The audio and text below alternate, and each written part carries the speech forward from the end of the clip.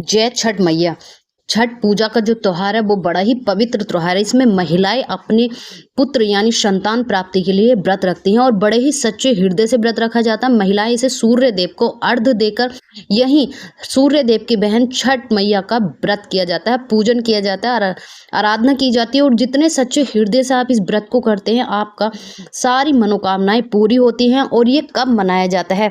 क्योंकि हर कार्तिक के महीने में दीपावली के बाद ये पर्व मनाया जाता है। पूरे देश भर में बड़े ही श्रद्धा के साथ इस पर्व को मनाते हैं और बड़ा ही हर्ष उल्लास के साथ मनाया जाता है। झारखंड, बिहार, छत्तीसगढ़, इन शहरों में इस व्रत की बड़ी ही मान्यता है। सभी महिलाएं अपने पति या बच्चों के लिए इस व्रत को करती हैं। घर में सुख, शांति और समृद्धि बनी रहती है। छठ मैया का आशीर्वाद लेती हैं और इस व्रत को महिला या पुरुष भी करते हैं। यहीं कुंवारी कन्या भी इस व्रत को कर सकती हैं। साथ में जब उनकी मनोती पूरी हो जाती है तो विशेष पूजा करनी पड़ती है। और छठ मैया को अर्घ देकर कौन सी चीजें हमें छठ मैया को भूल कर भी नहीं चढ़ानी चाहिए और छठ व्रत रखते समय हमें कौन सी गलती नहीं करनी चाहिए, जानेंगे। अगर वीडियो को स्किप मत करना दोस्तों, वीडियो पर बने रहना, क्योंकि कहते हैं आधा अधूरा ज्ञान किसी काम का नहीं होता है। आपको कौन कौन सी चीजों का विशेष ध्यान रखना और छठ मैया को गलती से भी नहीं चढ़ाना कुछ चीजें, क्योंकि ऐसी चीज चढ़ाने से आपका पूरा परिवार हो सकता है बर्बाद, आपके घर में आ सकती है कंगाली। और छठ मैया को किस तरह से आप व्रत करना चाहिए, कौन सी चीजों का विशेष ध्यान रखना चाहिए।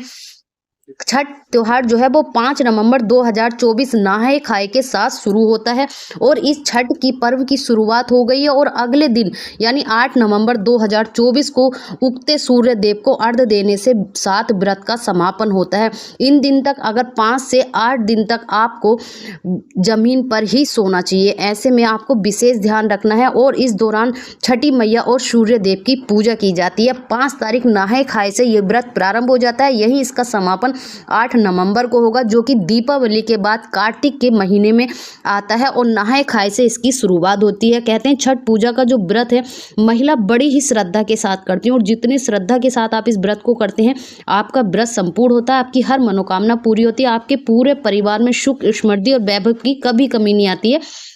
इस व्रत को रखते समय हमें कौन सी बातों का ध्यान रखना है?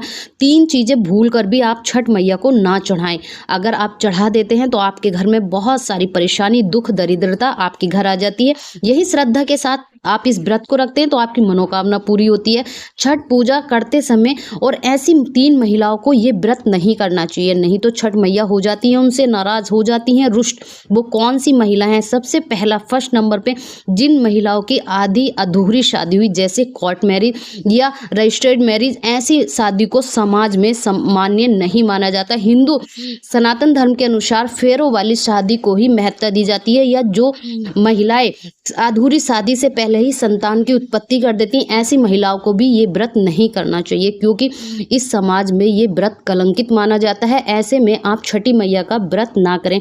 इस व्रत को करने के लिए कुंवारी कन्या और पुरुष भी छठ मैया का व्रत रख सकते हैं, पूजा कर सकते हैं। सूर्य देव को अर्घ देते समय आपको विशेष ध्यान रखना कौन सी चीजें नहीं करनी चाहिए। सूर्य देव को अर्घ देते समय आपको तांबे के लोटे का ही इस्तेमाल करना चाहिए। तांबे के अलावा स्टील, प्लास्टिक, कांच के बर्तन में आपको सूर्य देव को अर्घ नहीं देना चाहिए, क्योंकि ये वर्जित माना गया। तांबे के लोटे से जल देना चाहिए सूर्य देव को। यही आपको छठ के त्योहार में मांसाहारी चीज़ों से बचना चाहिए। अपने घर में भी इन चीज़ों का आपका सेवन नहीं करना चाहिए। नंबर 3 पर आप जिस चूल्हे पर भोग बना रहे हैं, छठ मैया का पूजन कर रहे हैं, आपको उस चूल्हे को नए चूल्हे पर उसको लेप कर ही बनाना चाहिए। अगर आप ऐसे चूल्हे पर गैस पर बना रहे हैं, स्टोव पर बना रहे हैं, तो उसको अच्छे से साफ कर लेना चाहिए। या आप नए चूल्हे पर जब आप भोग बना रहे हैं उस समय आपको कोई और भोजन नहीं बनाना चाहिए। नमक का सेवन वहां पर नहीं करना चाहिए। अगर आप ऐसा करते हैं तो ये भी गलत माना जाता है। जहां पर आप खाना बना रहे हैं वहां पर लहसुन, प्याज, ऐसी चीजों का सेवन आपको नहाए खाए यानी 5 तारीख से लेकर 8 तारीख के बीच में नहीं करना चाहिए, जब छठ मैया का पूजन चलता है। जो भी महिला इस व्रत को करती है या पुरुष इस व्रत को करते हैं तो ऐसे में आपको जमीन पर सोना चाहिए, बुनी हुई चारपाई पर नहीं सोना चाहिए। या आप तख्त पर सो सकते हैं। बाल ब्रह्मचर्य का पालन करना चाहिए। यही आपको नमक या खाने वाली चीज़ों से, जहाँ पर आप भोग बना रहे हैं, बड़ा ही स्वच्छ रखना है। आपको ये चीज़ें बिल्कुल नहीं, कोई और खाना भी उस चूल्हे पर नहीं बनाना है और बड़े ही श्रद्धा और पवित्र मन से बनाना। अपने मन में सिर्फ छठ मैया के विचार लाना, उनका स्मरण करना, किसी और का स्मरण नहीं करना, किसी और के बारे में नहीं सोचना। अगर आप छठ मैया का स्मरण करके इस व्रत को, प्रसाद को बनाते तो बड़ा ही पवित्र बनता है। आपके मन में कोई और ख्याल नहीं आना चाहिए। छठ मैया का प्रसाद बनाते समय आपको किसी से बोलना नहीं चाहिए, सिर्फ आपको चुपचाप श्रद्धा के साथ आपको छठ मैया का प्रसाद बनाना चाहिए। ये बहुत ही अच्छी है। जब भी आप प्रसाद बना रहे हो तो आपको किसी को भी बुरी वाणी नहीं बोलनी चाहिए। आपसे कोई बोल रहा है, आप प्रसाद बना रहे हो, तो घर में आपको बुरी वाणी का इस्तेमाल नहीं करना। आपको हमेशा बचना है बुरी वाणी से। जब भी आपका जो ये प्रसाद है ये शुद्ध माना जाता है। इसमें सूर्य देव और साथ ही उनकी बहन छठ मैया की पूजा अर्चना की जाती है। यहाँ पर संतान प्राप्ति के लिए जिन महिलाओं के संतान नहीं है उन जोड़ों को ये व्रत अवश्य करना चाहिए। इसमें संतान प्राप्ति होती है। जो भी महिला या पुरुष इस व्रत को करता है, जो भी जोड़ा इस व्रत को करता है, उनके संतान की प्राप्ति होती है। अब बात करते हैं कि महिलाओं को कौन सी चीज़ें नहीं चढ़ानी चाहिए। देखिए, सबसे पहले महिलाओं को इस व्रत में खट्टी चीज़ों का सेवन नहीं करना चाहिए। हमेशा अगर मीठी चीज़ों का आप सेवन करते हैं तो आप छठ मैया की पूजा सही मानी जाती। आप इस पूजा में आपको छाछ और गन्ने का विशेष महत्व, आपको भूल कर भी किसी प्लास्टिक या स्टील वाली चीज़ों में नहीं करना चाहिए।